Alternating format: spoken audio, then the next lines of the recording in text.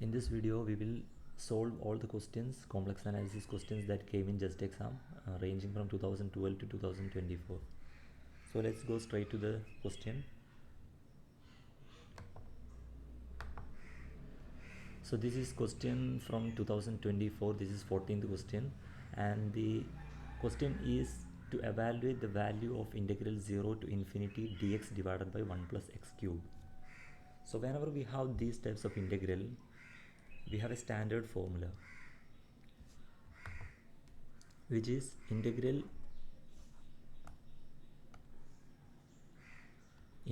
0 to infinity 1 divided by 1 plus x raised to n dx. This is equal to pi by n cosec pi by n. Here n is integer,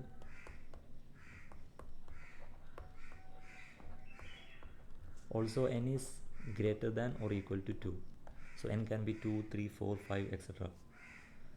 So when we put n equal to 3, we get 0 to infinity 1 divided by 1 plus x cube dx is equal to pi by 3 cosec pi by 3. This is equal to pi by 3 into cosec pi by 3 is 1 by sin pi by 3.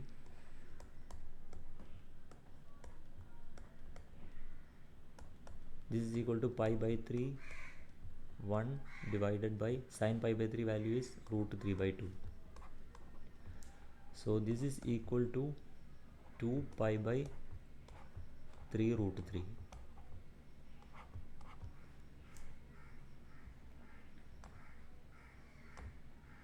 So the correct option is A. 2 pi by 3 root 3 is the correct answer.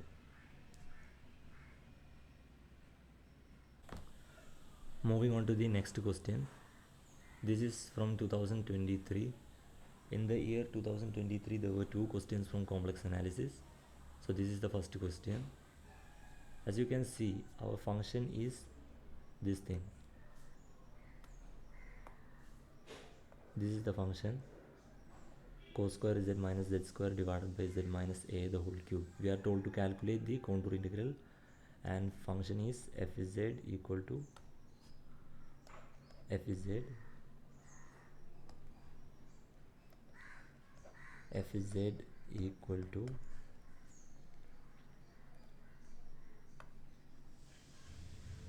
phi of z by g of z equal to cos square z minus z square divided by z minus a the whole cube. By seeing the function, we can tell that z equal to a is a singular point. Now we need to decide the nature of singularity. So how do we decide that? Let's say we have a function f of z equal to phi of z divided by g of z. So now I am talking in general, not only important for this problem. And let's say our function is algebraic as well as non-algebraic functions, just like our case there is cos square. So this contains algebraic as well as non-algebraic functions. In that case, singular points, it can be either non-essential singular points are also called poles, and they have some order, finite order, or it can be removable singular point. So to decide the type of singularity, whether it is non-essential or removable, we use some steps. So the step 1 is find zeros of g of z. Find zeros of g of z with their respective orders.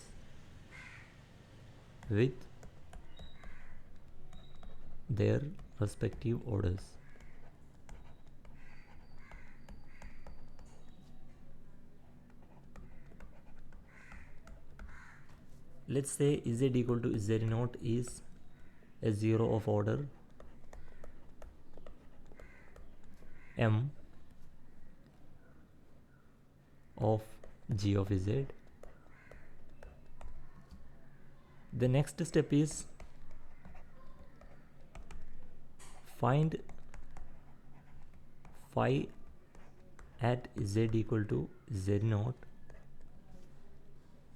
if phi at z equal to z naught is not equal to 0, then z equal to z naught is a pole of order m.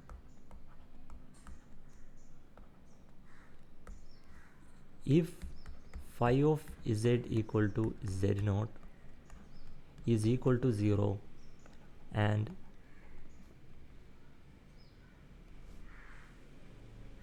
z equal to z naught is a 0 of order n, then if m is greater than n, z equal to z naught is a pole of order m minus n, and if m is less than or equal to n, then z equal to z naught is a removable singular point.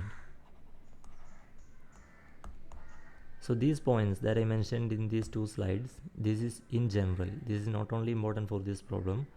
So whenever we have a function of the form f of z equal to phi of z divided by g of z, and it contains algebraic functions as well as non-algebraic functions, then we can follow these steps to find out the singularity, find out the type of singularity. Coming back to the question, in our case phi of z is equal to cos square z minus z square, and g of z is equal to z minus a the whole cube.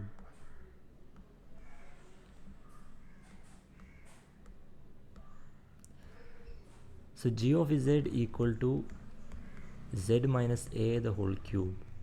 Let's find the zeros. Z minus a the whole cube equal to 0. This implies z equal to a is a 0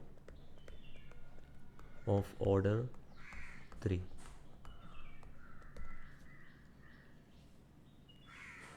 This is obvious because if g of z contains z minus z naught the whole raised to m, if g of z, this is a point you have to note, if g of z contains z minus z naught the whole raised to m, then z equal to z naught is a 0 of order 3, is a 0 of order m.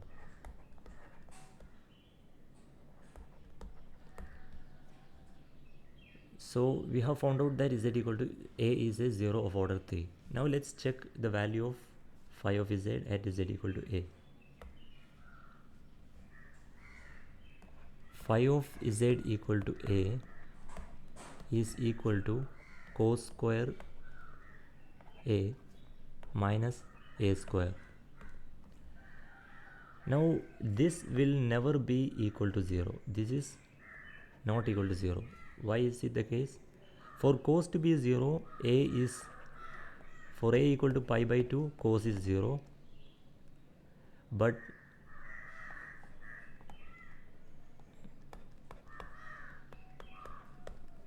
a square is non-zero.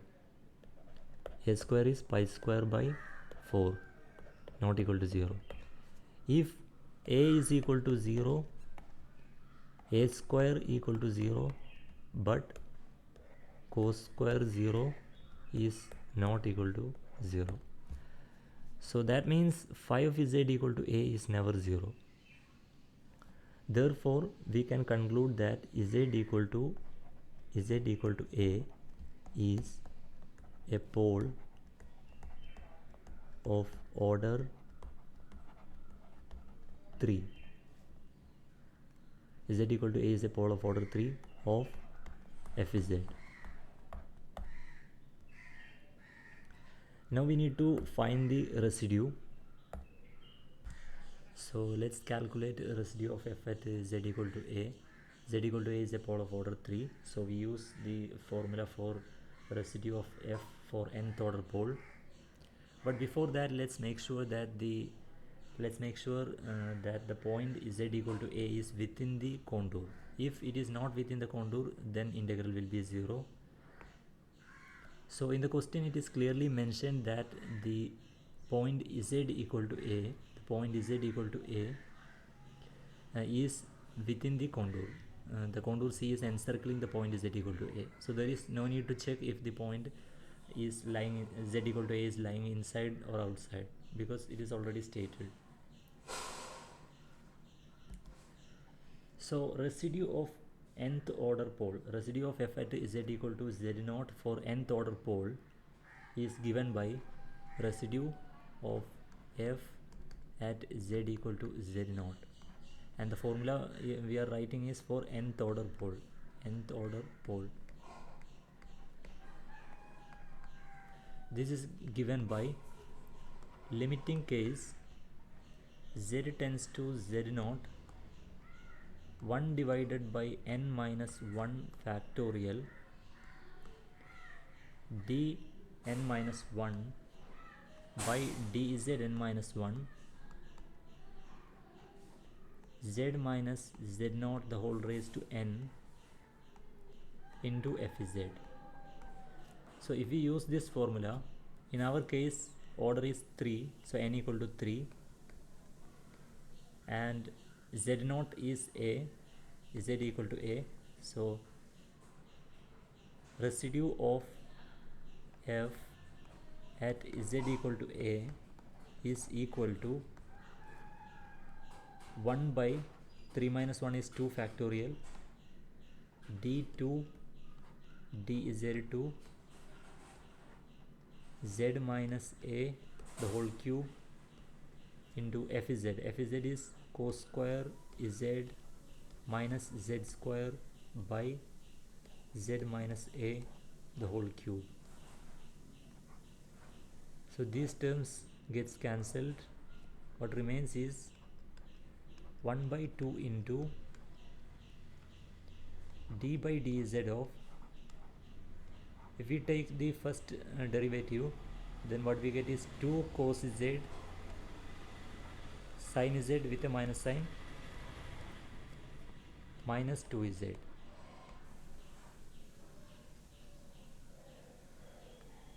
So this is equal to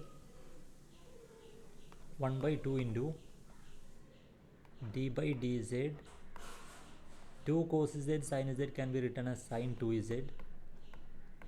There is a negative sign minus 2z, and there is a limiting case also here.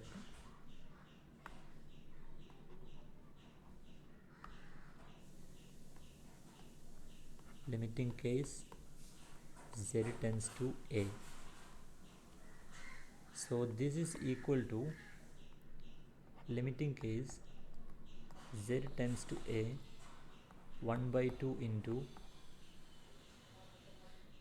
minus cos 2z into 2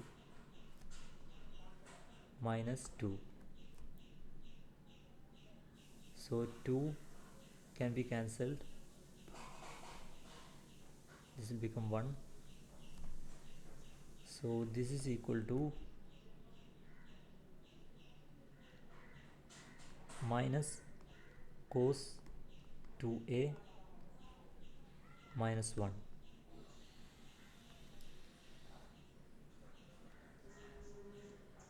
or you can take minus sign outside and you can write minus cos 2a plus 1. Now integral I is equal to 2 pi I into sum of residues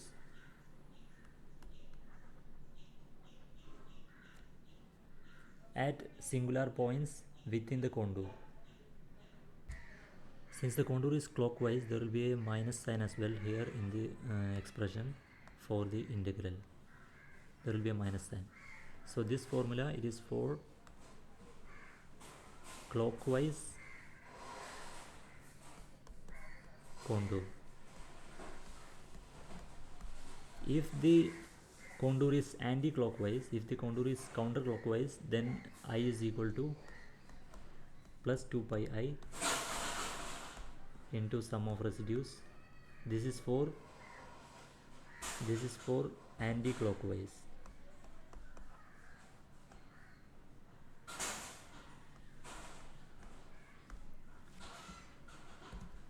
So I is equal to minus 2 pi I into minus of cos 2a plus 1. This is equal to 2 pi I into cos 2a plus 1.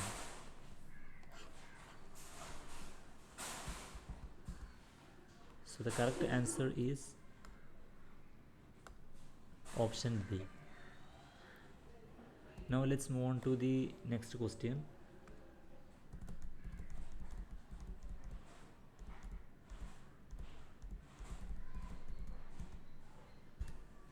In this problem also we have a function which is a combination, which is a mixture of algebraic and non-algebraic functions. So we can use the concept that I told you earlier. First we have to find the zeros of g of z, which is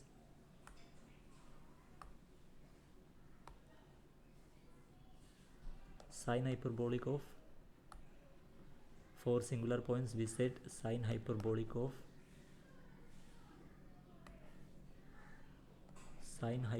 of 2 pi z equal to 0. This implies e raised to 2 pi z minus e raised to minus 2 pi z divided by 2 is equal to 0. We can write sine hyperbolic in terms of exponential like this. This implies e raised to 4 pi z equal to 1. This implies e raised to 4 pi z equal to 1 can be written as e raised to I 2 n pi, where n is integer. So this implies, if we equate the powers, 4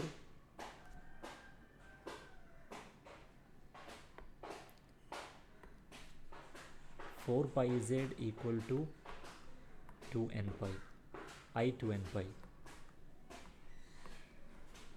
z equal to I 2 n pi divided by 4 pi. So this is equal to I n by 2. N is any integer. Now we need to consider only those points which lie inside the contour, because only those points will contribute to the integral. So the contour given is a circle of radius 3 by 4 centered around the origin.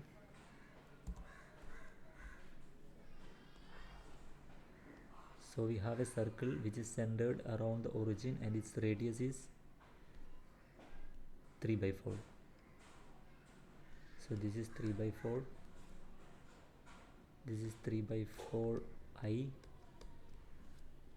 This is minus 3 by 4 I. So only those points which lie inside this contour will contribute to the integral.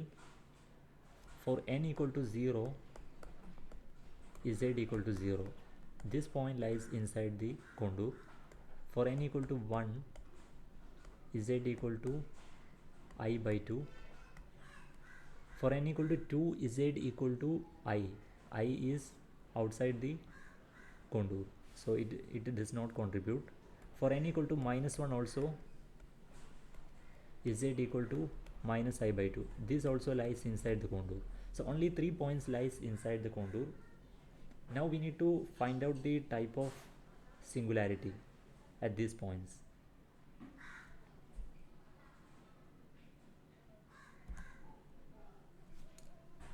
So z equal to 0 plus or minus I by 2. At this point we need to find the type of singularity. For that we evaluate phi of z. Phi of z at z equal to 0 is 0. Now we see that z equal to 0 is a 0 of order 1 of g of z, that is m is equal to 1, and z equal to 0 is a 0 of order 1 of phi of z, equal to phi of z is z and its order is 1, so n equal to 1 as well. And we have already mentioned that if m is equal to n, this implies singular point is removable in nature. Now one may ask how I found the orders of zeros of g of z and phi of z. So there is a small concept I will introduce here. Order of 0 of a function f. If f of z equal to 0 at z equal to z1 z2, let's say these are the two zeros of the function f is z. Okay, so these are zeros. Now we need to find, these two are zeros, we need to find the order of these zeros. Then what we do is we find the derivative of the function and we will evaluate the value of the function at the zeros. So let's say we evaluate the first derivative of f at z equal to z1 and this turns out to be non-zero. Then we say that z1 is a first order 0.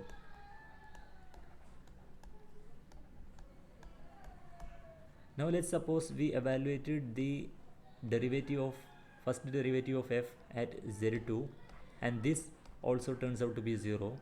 Then we take second derivative and evaluate it at z equal to z2, and if this also turns out to be 0, then we find third derivative of f at z2, and if this turns out to be non-zero, then we say that z2 is a third order 0.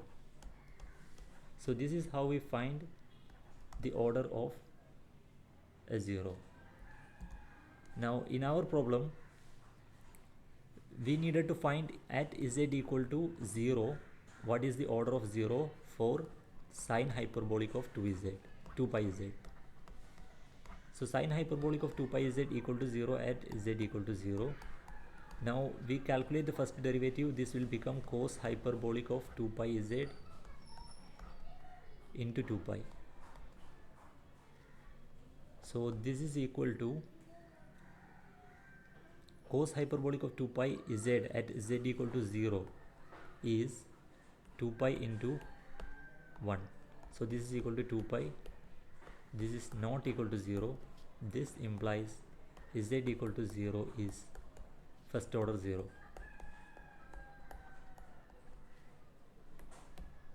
First order 0 of g of z. Similarly, you can calculate the 0 order for any function. Now let's discuss the type of singularity of the points z equal to plus or minus I by 2. Z equal to plus or minus I by 2. So z equal to plus or minus I by 2 are zeros of order 1 of g of z, and phi of z equal to z, phi of z equal to plus or minus I by 2 is equal to plus or minus I by 2 is not equal to 0. As phi of z is non-zero, we can conclude that z equal to plus or minus I by 2 are poles of order 1. Poles of order 1 are also called symbol poles.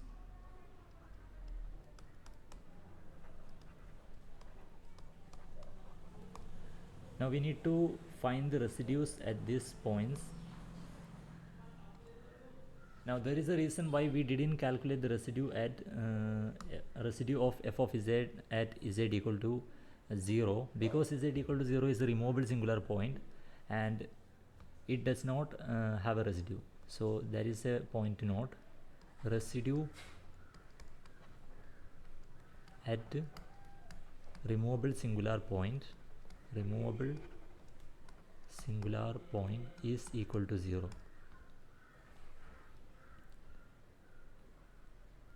And residue of a function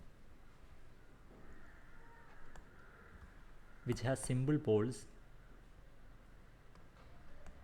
at z equal to z naught is given by phi of z. You write the numerator as it is and divide by the derivative of denominator, that is g dash of z, and evaluate this at z equal to z naught.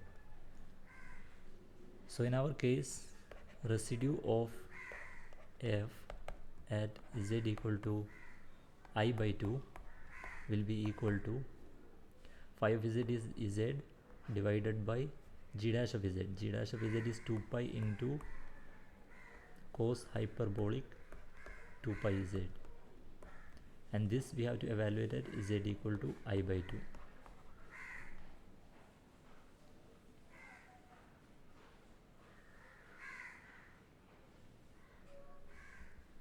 And residue of f at z equal to minus I by 2 is equal to z divided by 2 pi cos hyperbolic 2 pi z at z equal to minus I by 2.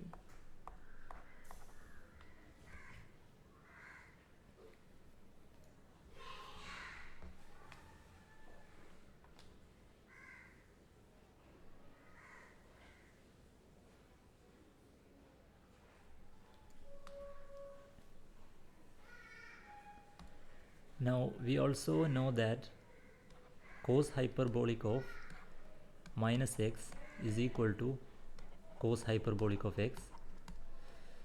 So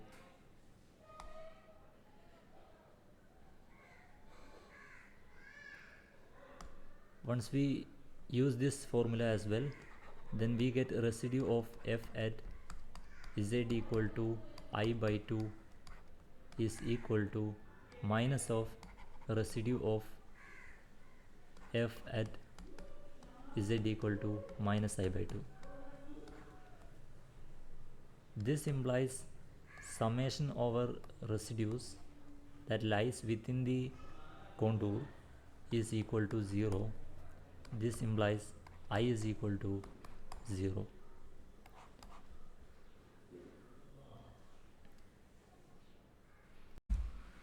Here we have a question from year 2022.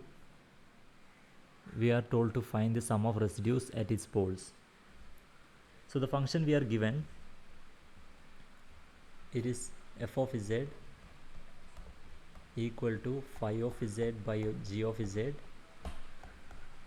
This is algebraic, and for algebraic functions we know that the singular points will be, of course, they will be poles, or we can say they are non-essential. So f of z, this can be written as 1 divided by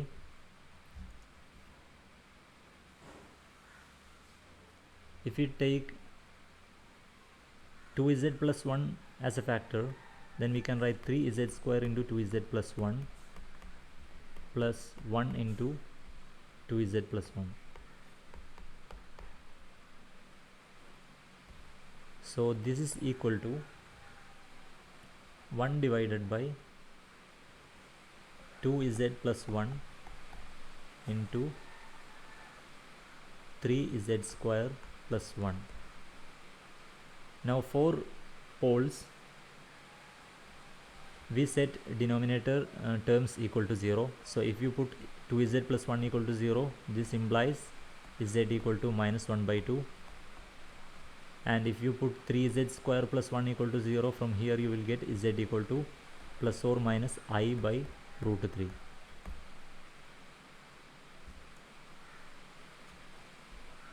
Now for residues, residue of f at z equal to minus 1 by 2, this is equal to, you put the numerator as it is and derivative of denominator. Derivative of denominator is 18z square plus 6z plus 6z plus 2, and this is to be evaluated at z equal to minus 1 by 2. So if you do this calculation, you will get this to be 2 by 7. Now similarly, if you find a residue of f at z equal to I by root 3, you will see that it is equal to just the same steps. Put the numerator as it is, divide by denominator's derivative, evaluated at z equal to I by root 3. You will get it to be minus 4 minus 2 root 3 I divided by 28. Similarly, residue of f at z equal to minus I by root 3, if you evaluate, this turns out to be minus 4 plus 2 root 3 I divided by 28. So sum of residues is equal to 2 by 7 plus minus 4 minus 2 root 3 I by 28 plus minus 4 plus 2 root 3 I divided by 28. So this is equal to 2 by 7 minus 4 by 28 minus 4 by 28, which is equal to 0. So sum of residues turns out to be 0. Try this question. This is also from year 2022. So we need to find where the zeros of cos z lie. So we set cos z equal to 0. This implies z equal to 2n plus 1 pi by 2. Z is x plus iy, so x plus iy is equal to 2n plus 1 pi by 2. Since there is only real part in the RHS, we need real part only to be in the LHS as well. So this implies y equal to 0. Y equal to 0 as RHS contains only real part. This implies zeros of cos z will lie on x-axis, that is y equal to 0 line. zeros of cos z will lie on the x-axis, and therefore zeros of cos z lie on y equal to 0 line. So the correct option is option A, on the y equal to 0 line. In the year 2021, there was no question from complex analysis. So this question, this is from 2020. 4 singular points.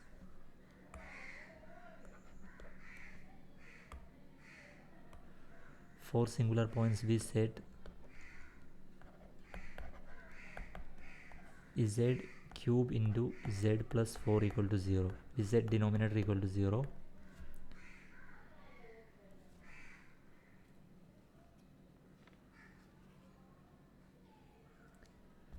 So z equal to 0 is a pole of order 3.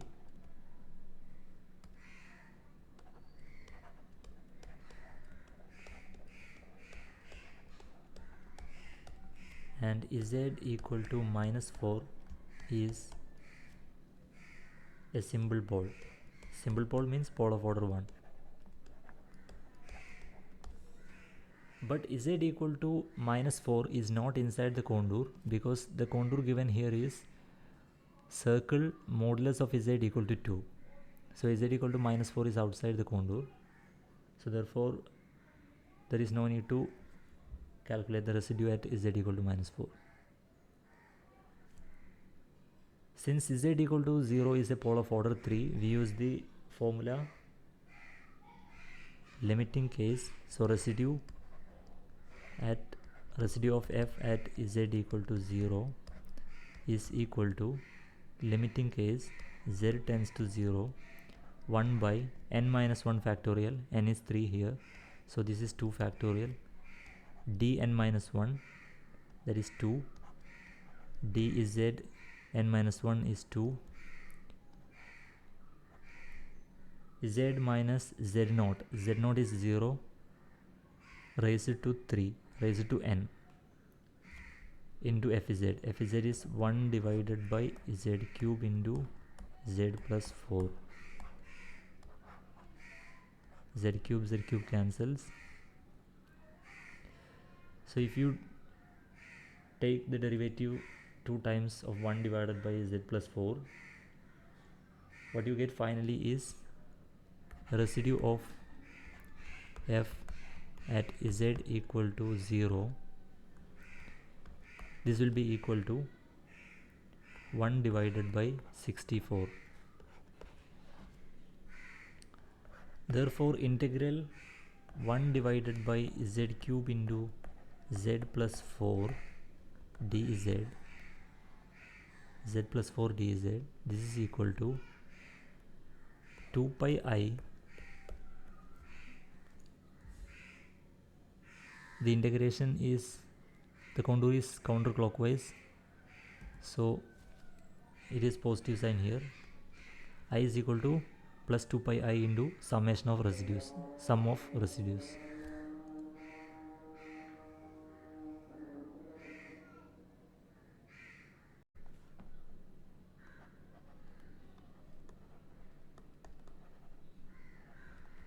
So this is equal to 2 pi I into 1 by 64, which is equal to pi I by 32.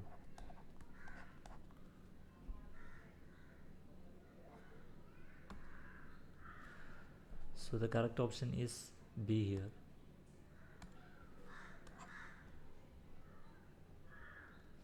Option B is the correct answer. This is from 2019. So f of xy, f of xy, it is equal to modulus of x minus I modulus of y. In first quadrant, x is greater than 0, y is greater than 0 in first quadrant. Therefore f of xy is equal to simply x minus iy, and this is equal to complex conjugate of z, that is z bar. And we know that whenever z bar is present in the complex function, it will become not analytic. Therefore this is not analytic. So f of xy is not analytic in first quadrant. In the second quadrant, x is less than 0, y is greater than 0. In second quadrant, f of xy is equal to minus x. Because in the second quadrant x is negative, you have to make it positive, because modulus of x, the function of modulus of x is to make negative number, whether it is negative or positive, to make it positive. This is the function of modulus. So you have to multiply by negative, minus x minus I y. Y is positive, so there is no need to multiply with negative sign. So this is equal to minus of x plus iy. This is equal to minus z.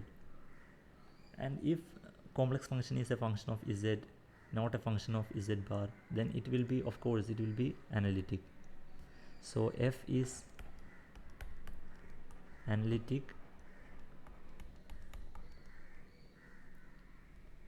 in the second quadrant.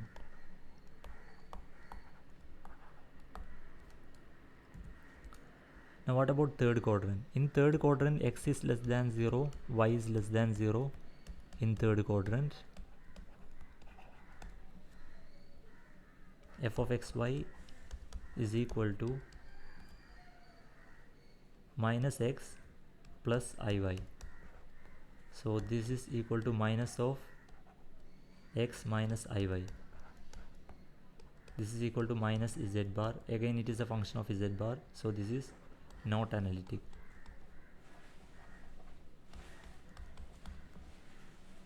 In third quadrant. Now in the fourth quadrant, x is greater than 0, y is less than 0.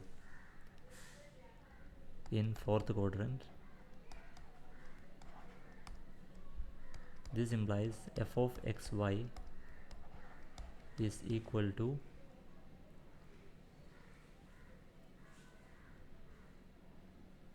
x plus iy. So this is equal to z. This is also analytic.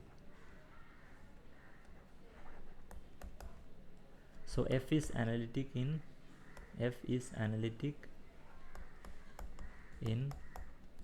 second and fourth quadrants.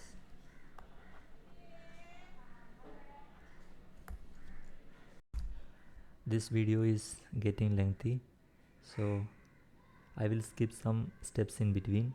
If you have doubts, you can put it in the comment section. So this question, it is from year 2018. We can solve this integral using a standard result. So there is a standard formula. Integral minus infinity to plus infinity cos ax divided by x square plus b square dx. This is equal to pi divided by b e raised to minus ab. So in this problem, a is equal to 1, b is equal to 1. Therefore, integral minus infinity to infinity cos x divided by x square plus 1 dx. This is equal to pi divided by 1 e raised to minus 1 into 1. This is equal to pi by e. So the correct option is A.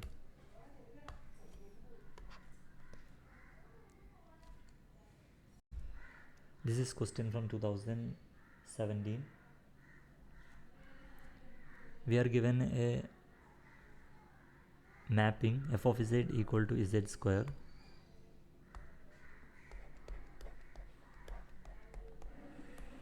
So this is equal to x plus iy the whole square equal to x square minus y square plus I into 2xy. So the real part it is x square minus y square and imaginary part is 2xy.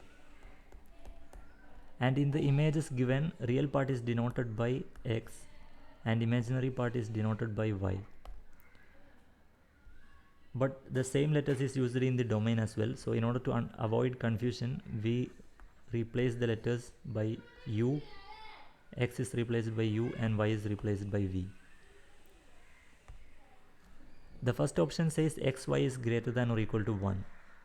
So uv is greater than or equal to 1. We need to check uv is greater than or equal to 1 and u plus v is greater than 0. So if we take x equal to 1 and y equal to 1, then z square, under the mapping z square, we will have u equal to x square minus y square, that is 0, and v is equal to 2xy, that is equal to 2 into 1 into 1, which is equal to 2. So clearly the first condition uv is greater than or equal to 1 is not satisfied because u is 0 in the mapping of z square for the first option. So first option is incorrect. Now for the second option, x is greater than or equal to 2 is given, which means u is greater than or equal to 2, but we found that u is equal to 0 for x equal to 1 and y equal to 1 under the mapping of f of z equal to z square. So B option is also incorrect. Now let's check the third option. The third option says y is greater than or equal to 2. We have replaced y by the letter v. So v is greater than or equal to 2. When x equal to 1, y equal to 1, v is equal to 2 into 1 into 1, 2xy. This is equal to 2. So this condition is satisfied. And the second, this is for all x. This is for all x.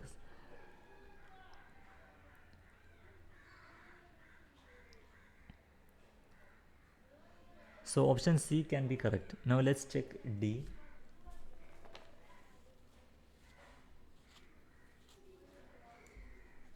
Option D, what is option D saying? Option D is saying y is greater than or equal to 1.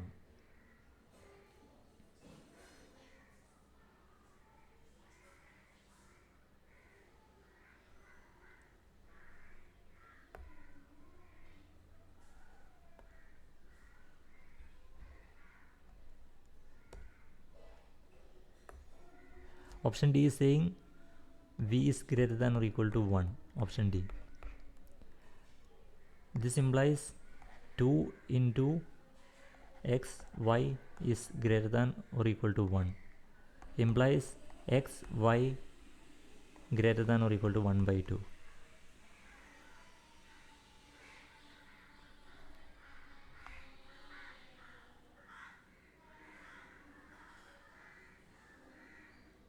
But look at the domain given, xy, in the domain given xy should be greater than or equal to 1.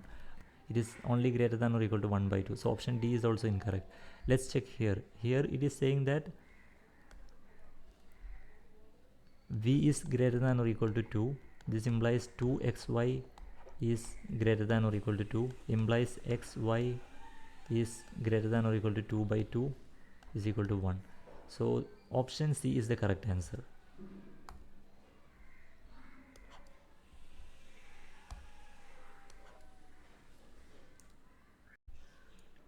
This question is also from 2017. If you put x equal to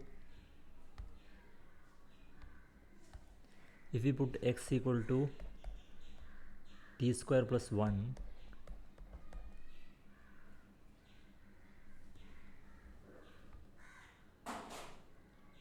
then dx by dt is equal to 2t. This implies dx equal to 2t dt. And when x equal to 1, t equal to 0, when x equal to infinity, t is equal to infinity, t is equal to infinity. This implies I can be written as I is equal to integral 0 to infinity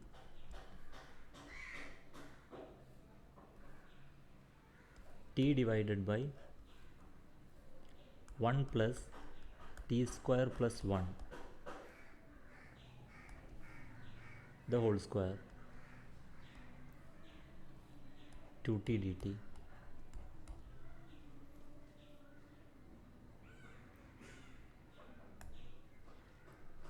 So I is equal to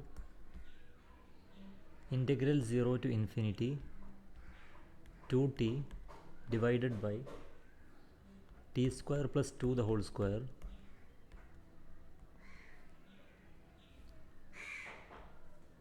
there is one more t, so 2t square dt. This is equal to 1 by 2 into integrals minus infinity to plus infinity. Since the function is even, we can change the limits to minus infinity to plus infinity and put a 1 by 2. 2t square divided by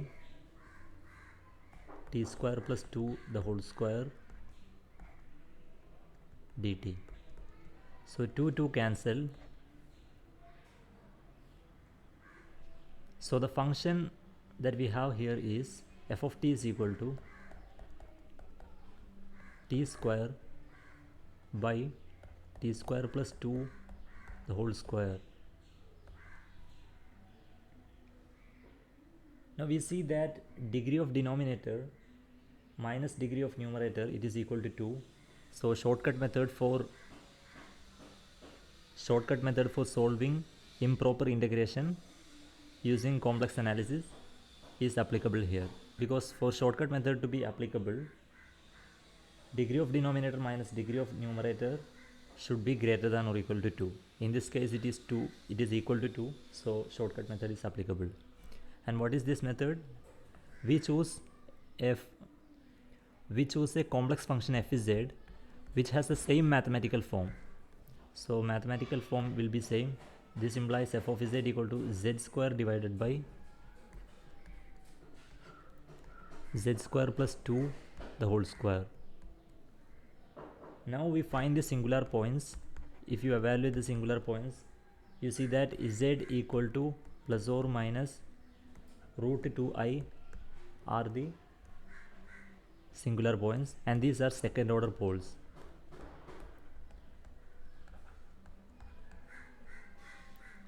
Because we can write z square plus 2 the whole square, it can be written as z minus root 2i whole square into z plus root 2i whole square. So the power here is 2, that's why the order of pole is second order.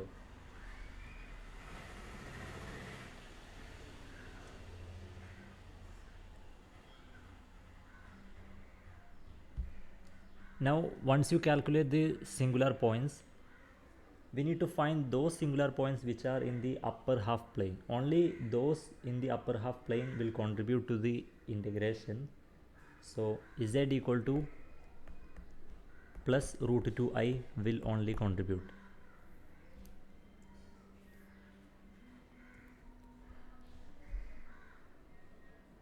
Integral minus infinity to plus infinity f z dz, this is equal to 2 pi I into residues in the upper half. Residues in the upper half means residue of f at z equal to root 2i plus pi I into residues of singular points at real axis, but there is no points in the real axis, so this term will be 0. This term is 0. So what we get is integral minus infinity to plus infinity f z dz is equal to 2 pi I into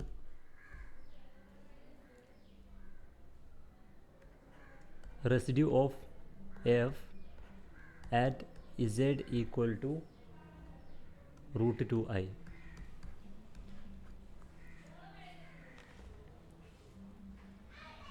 Now since root 2I is second order pole, we can use the formula for residue for nth order pole. Residue of f is given by limiting case z tends to z naught 1 by n minus 1 factorial into d by dn minus 1 divided by dzn minus 1 z minus z naught the whole raised to n f z. So here n is equal to 2, z naught equal to root 2I, and you can write fz in the form fz equal to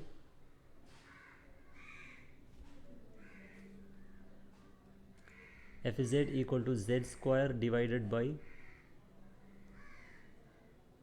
z minus root 2I the whole square into z plus root 2I the whole square.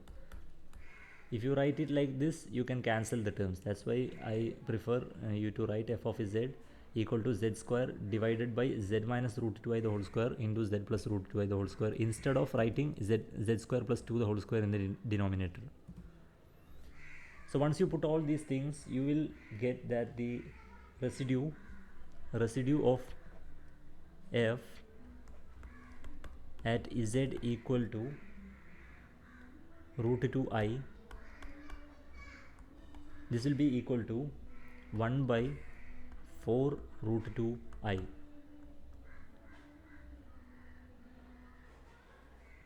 Therefore I is equal to 2 pi I into 1 by 2 pi I into 1 by 4 root 2I.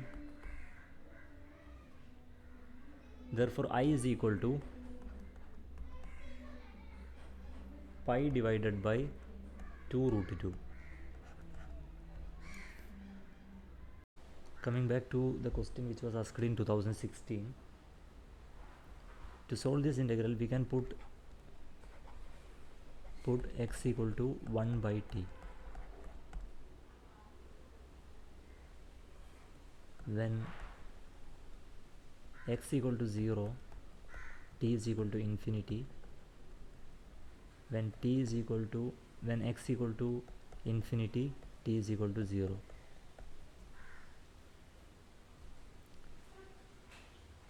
And dx is equal to minus 1 by t square dt. So I can be written as I is equal to integral infinity to 0 ln of 1 by t divided by 1 plus 1 by t square minus 1 by t square dt.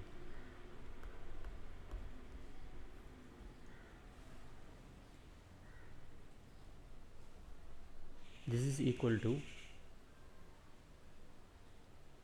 integral infinity to 0 minus of ln t minus 1 by t square into 1 plus 1 by t square.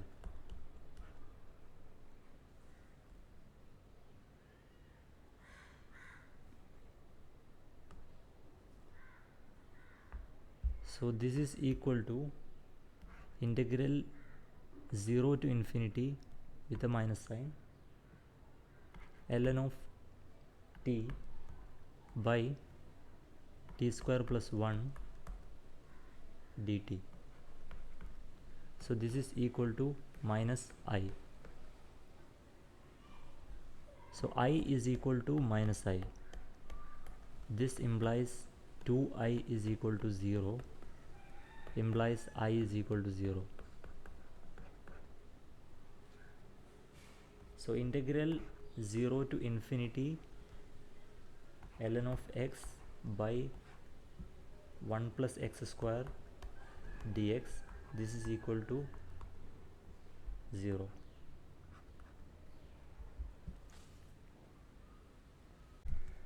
(2015) question here. So from Cauchy-Riemann equation we have del phi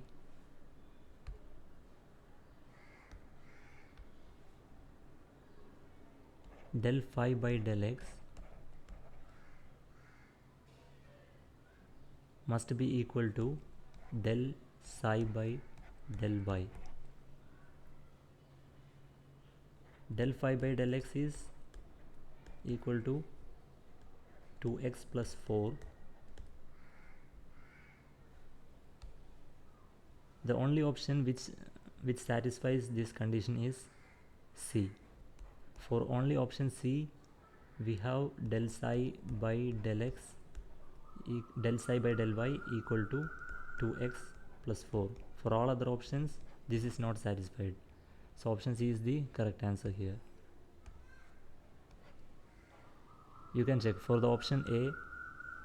For option A, del psi by del y is x square plus 4, and for option B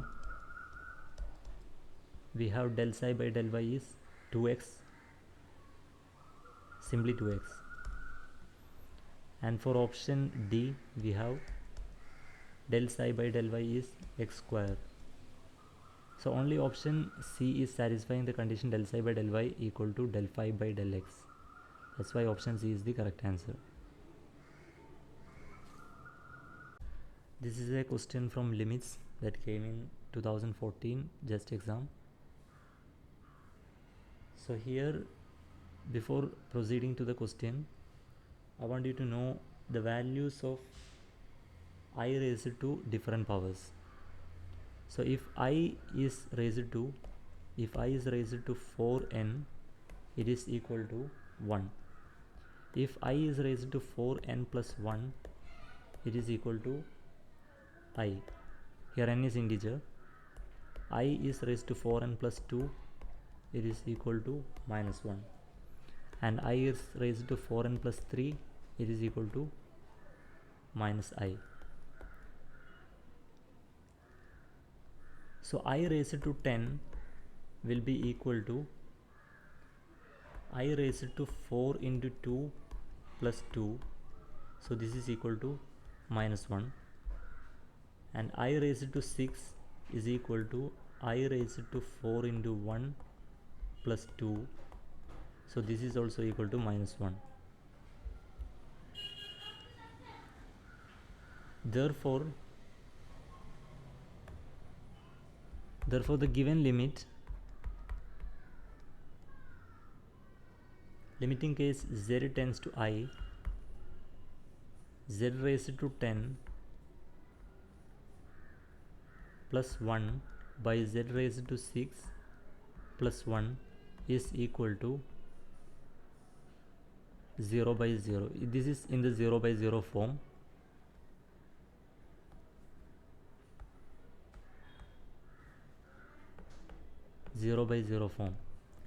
So we use L'Hospital's rule,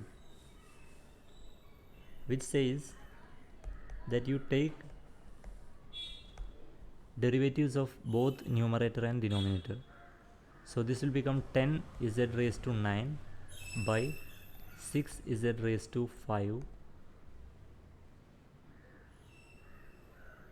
and this will be equal to 10 into z raised to 4 into 2 plus 1 by 6 z 4 into 1 plus 1. So this is equal to 10I by 6I. Here there is a limit z tends to I. So this is equal to 5 by 3.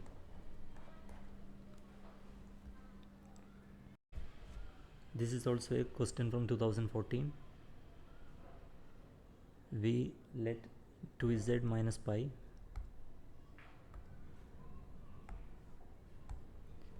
we let denominator equal to 0, 2z minus pi equal to 0. This implies z equal to pi by 2. Now phi numerator at z equal to pi by 2 is not equal to 0. This implies z equal to pi by 2 is a pole, and z equal to pi by 2 is a 0 of order 1 of g of z. This implies z equal to pi by 2 is a pole of order 1 of fz. So z equal to pi by 2 is a simple pole, and we also see that the contour given is a circle modulus z equal to 2, so the point lies within the simple pole lies within the contour.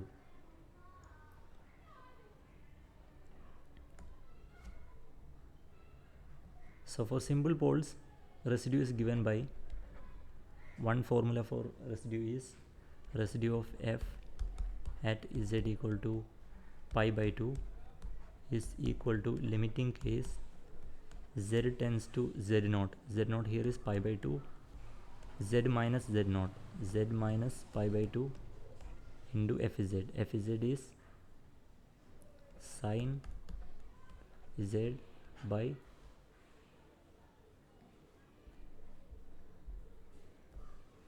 2z minus pi. I can write it as 2 into z minus pi by 2. So I will write it here, 2 into z minus pi by 2. Z minus pi by 2, z minus pi by 2 cancels. So residue will become sine of pi by 2 sine of pi by 2 by 2. So this is equal to 1 by 2.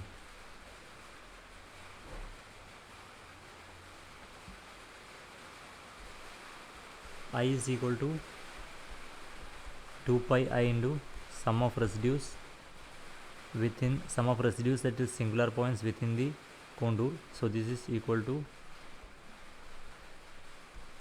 2 pi I into 1 by 2. So this is pi I.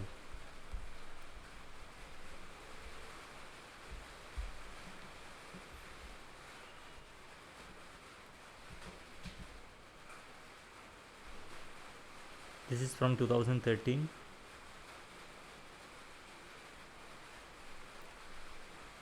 We know that z square is equal to x plus iy the whole square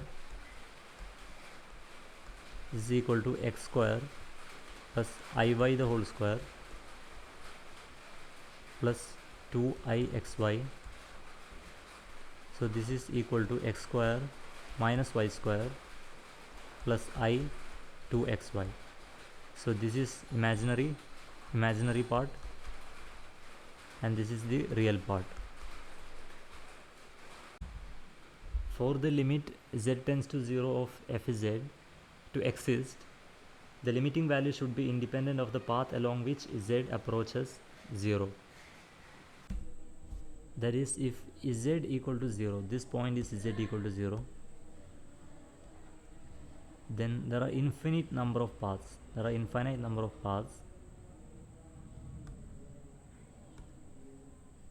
One path can be from here to here, another from here to here,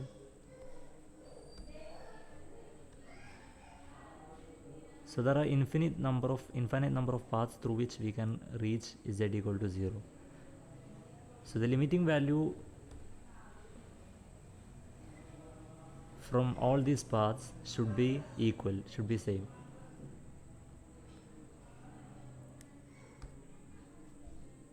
The limit we are given is limiting case z tends to 0, real part of z square plus imaginary part of z square by z square.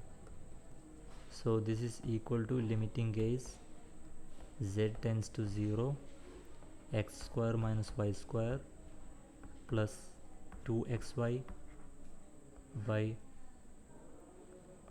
x square minus y square plus I 2xy.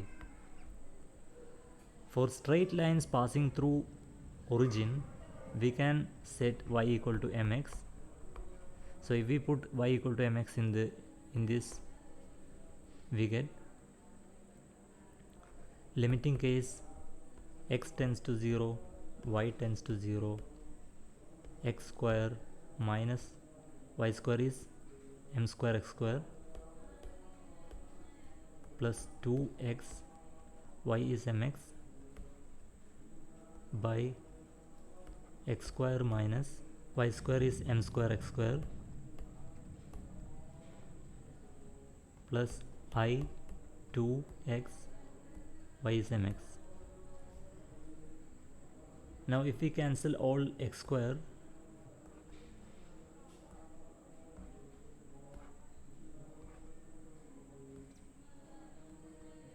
what remains is limiting case x tends to 0, y tends to 0, 1 minus m square plus 2m divided by 1 minus m square plus im. We can see that this limit is depending on m, and m is different for different paths. So the limit is path dependent, and therefore limit does not exist. So the correct option is the limit does not exist.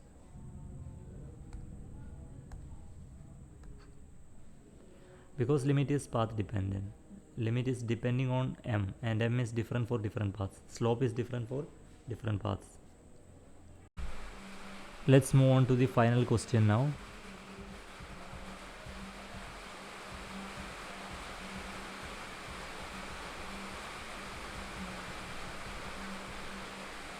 This question, it is from 2012. I'm not solving it. Its solution is minus pi by 4. Integral 0 to infinity ln x divided by x square plus 1 the whole square dx is minus pi by 4. Now this question is a lengthy question. I would suggest, if these types of question come in exam, skip that question. From time managing point of view, it is a right decision. I don't know if there is any other shortcut method, but for me this is lengthy question. But if you know the answers of the values of some standard formulas, some standard integrals, then it will be definitely handy for you. I will write some standard formulas which can help you in the exam. So one formula is integral 0 to 2 pi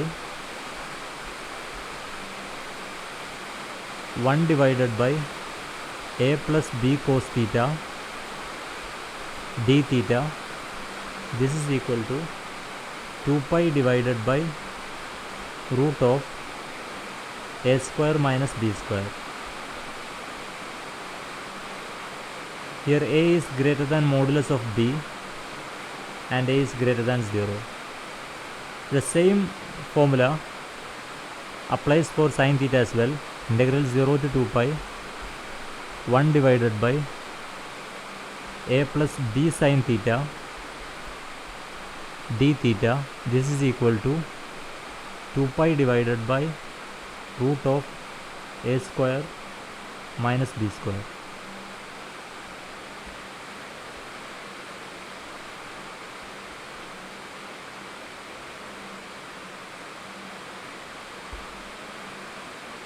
Another important formula is integral 0 to infinity 1 divided by x square plus a square. This is equal to dx. This is equal to pi by a. Also integral 0 to infinity 1 divided by x raised to 4 plus a raised to 4 dx. This is equal to pi by root 2 a cube.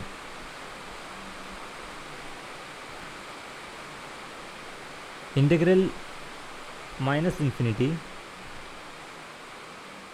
there is a mistake here. This is from minus infinity to plus infinity, and this is also from minus infinity to plus infinity.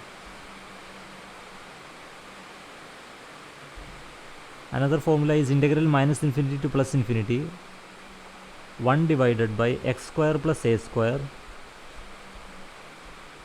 into x square plus b square dx. This is equal to pi divided by ab into a plus b.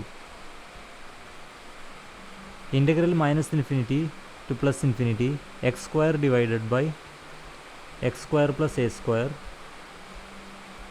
into x square plus b square dx. This is equal to pi divided by a plus b. So if you can memorize these formulas, it will be helpful for you. Even though these questions didn't come in JEST exam, these types of questions came in GATE exam and TIFR exams, so you can expect this question in JEST exam as well. So I think I will end the video here. Thank you for watching. Thank you.